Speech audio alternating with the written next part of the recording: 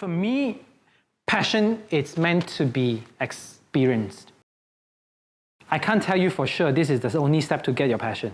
The only reason why I know coaching is my passion is because I do it many, many years and it became something that I'm interested to do. But let me tell you, a lot of people, when they check my Instagram and my Facebook, they think I'm doing really well, which I think I am. But they have not understand the pain that I've gone through at the back.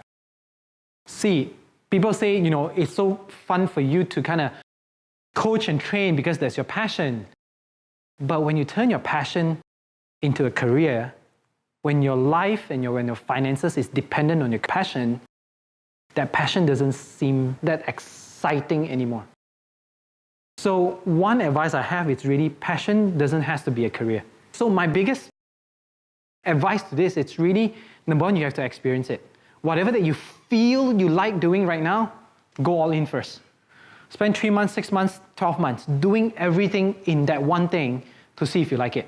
And most importantly, when you're going through that 3, 6, 12 months, look at things that you hate doing and ask yourself if you can do it for the rest of your life.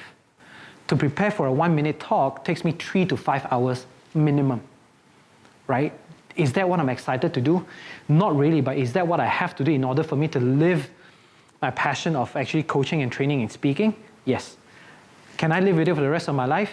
For now, yes, right? So you have to ask yourself, things that you hate as part of, every single thing that you do that you really love doing, there are things that you don't like doing.